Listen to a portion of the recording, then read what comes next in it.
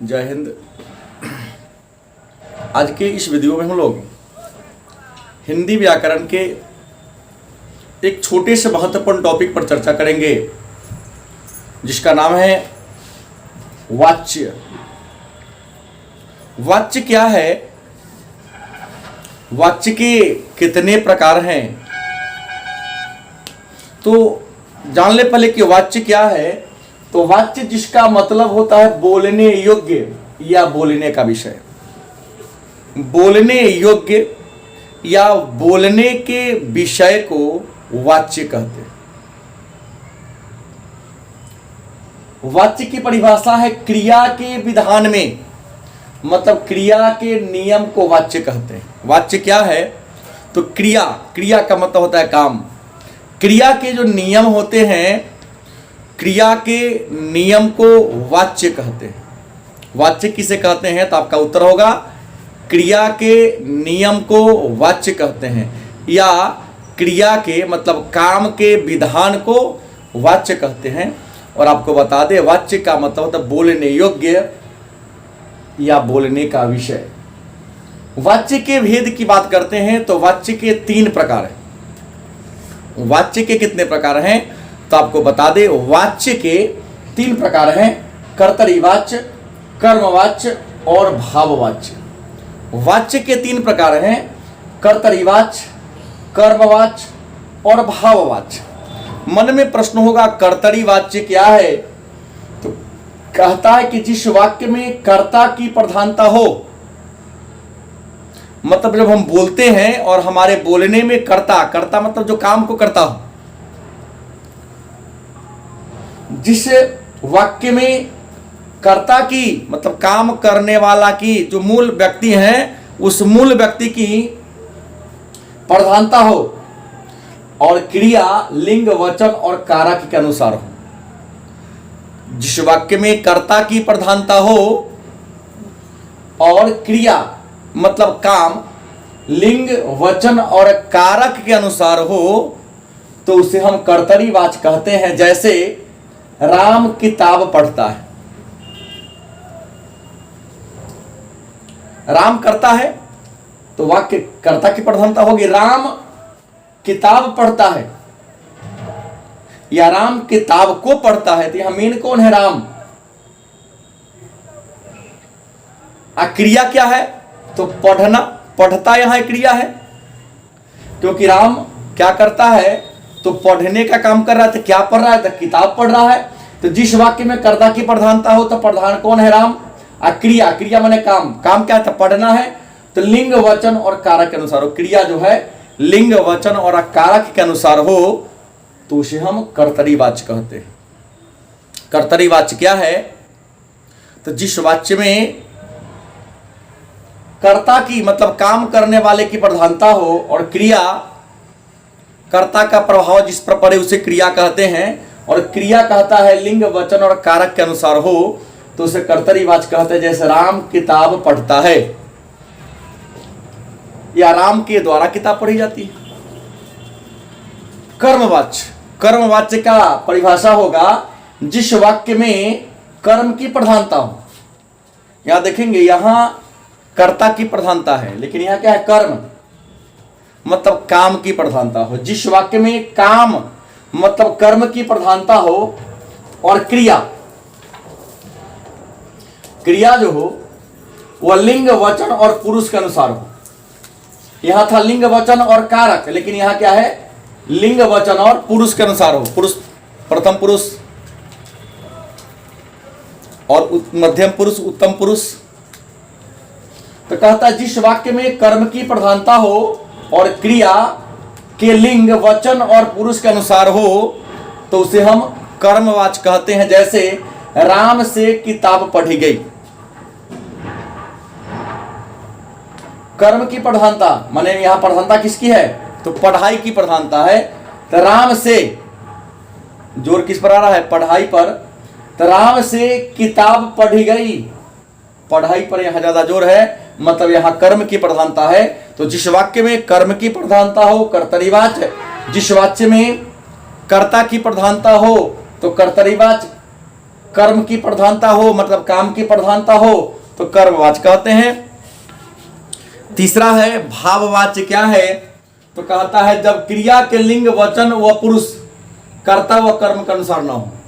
जब क्रिया के माने जो काम करते हैं, जब क्रिया के लिंग वचन व पुरुष कर्ता और कर्म के अनुसार न हो, सदा एक वचन और पुरुष के अनुसार हो,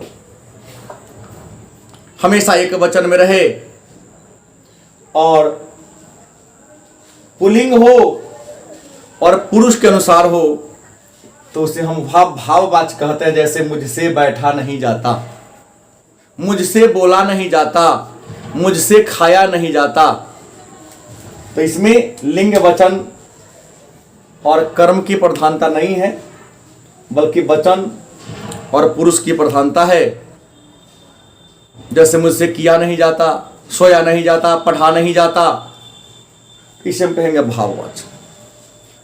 एक प्रश्न आता है, तो कर्तरी वाच्य से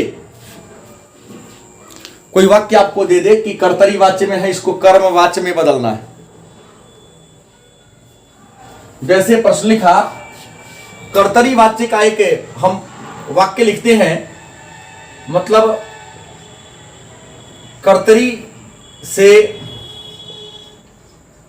कर्म में बदलना। कर्तरी वाच्य से कर्म में बदलने का नियम, तब सुधा उदाहरण देखें कि कर्तरी से कर्म में बदलने का तरीका क्या है। तो एक छोटा सा उदाहरण है कि लड़का पत्र लिखता है। ये क्या है? लड़का पत्र लिखता है। लड़का पत्र लिखता है, यह जो वाक्य हो गया, यह आपका हो गया कर्तरी वाच्य में। किस वाक्य में हो गया? ये हो गया आपका कर्तरी वाच्य में। अब इसको कर्म वाच्य में बदलना है तो क्या होगा? लड़का से पत्र लिखा जाता है। कर्म वाच्य में अगर बदलना हो तो क्या लिखेंगे? लड़का से पत्र लिखा जाता है। कहने का मतलब है कर्तरी वाच्य से कर्म वाच्य में बदलने के लिए लड़का पत्र लिखता है तो लड़का से पत्र लिखा जाता है। मतलब यहां पर हमने क्या किया? से को जोड़ देते हैं। क्या कर देते हैं? से। नियम है कर्तरी से कर्म में बदलने के लिए हम से या के द्वारा, से या के वाक्य में से चाहे के द्वारा का प्रयोग करके कर्तरी से हम कर्म को बदलते हैं। जैसे लड़का पत्र लिखता है तो लड़का से पत्र लिखा जाता है, या इसी को हम ऐसे भी लिख सकते हैं, लड़का के द्वारा पत्र लिखा जाता है। मतलब कर्तरी वाच्य से कर्म वाच्य में बदलने का नियम क्या है? तो कर्तरी वाच्य में से या के द्वारा जोड़कर हम उसे कर्म वाच्य में बदल देते हैं। जैसे लड़का पत्र लिखता है, यह कर्तरी वाच्य में हो गया, इसको कर्म वाच्य में लाना है तो हमने क्या कहा? से या के द्वारा जोड़ देना है। तो लड़का से पत्र लिखा जाता है या लड़का के द्वारा पत्र लिखा जाता है। तो से चाहे के द्वारा शब्द का प्रयोग करके हम कर्तरी वाच्य को कर्म वाच्य में बदल सकते हैं। दूसरा है कर्तरी वाच्य से भाव वाच्य बदलना। मतलब दूसरा प्रश्न हो गया, कोई सेंटेंस आपको दिया है कर्तरी वाच्य, इसको भाव वाच्य में बदलना है। तो कर्तरी वाच्य को भाव वाच्य में यदि बदलना हो तो कर्तरी वाच्य से भाव वाच्य में बदलने का तरीका क्या है? तो याद रखेंगे, तो कर्तरी वाच्य से भाव वाच्य में बदलने के लिए यहां भी से या के द्वारा लगा दिया जाता है। कर्तरी वाच्य से यदि भाव वाच्य में जोड़ना है तो यहां भी हम से या के द्वारा शब्द का प्रयोग करेंगे। जैसे एक प्रश्न है, प्रश्न क्या है कि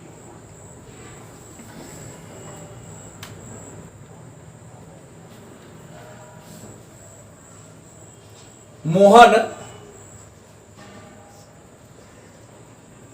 किताब पढ़ता है। ये जो हो गया मेरा कर्तरीवाच्य में हो गया। इसको भाववाच्य में बदलने का तरीका क्या है, तो आप लिखेंगे हम मोहन के द्वारा किताब पढ़ा जाता है।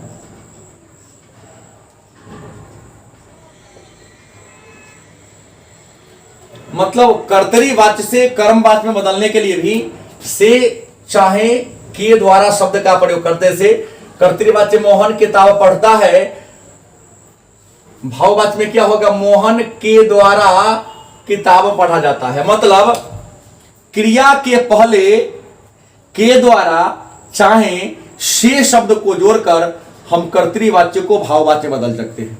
मतलब कर्तरीवाच्य में कोई शब्द वाक्य दिया गया हो, यदि उसे भाववाच्य में बदलना है तो क्रिया के पहले हम के द्वारा चाहे से शब्द को जोड़कर उसे हम भाववाच्य में बदल सकते हैं। तो याद रखेंगे, वाच्य मतलब बोलने। वाच्य के 3 भेद हैं, कर्तरी, कर्म, भाव। और कर्तरी से भाववाच्य बदलने के लिए से या के द्वारा जोड़ते हैं। यहां भी कर्तरी से कर्मवाच्य बदलने के लिए भी से चाहे के द्वारा शब्द का प्रयोग करके हम आसानी से बदल सकते हैं। तो आज के क्लास में इतना ही। पुनः कल एक नए टॉपिक को लेकर आएंगे। तब तक के लिए धन्यवाद।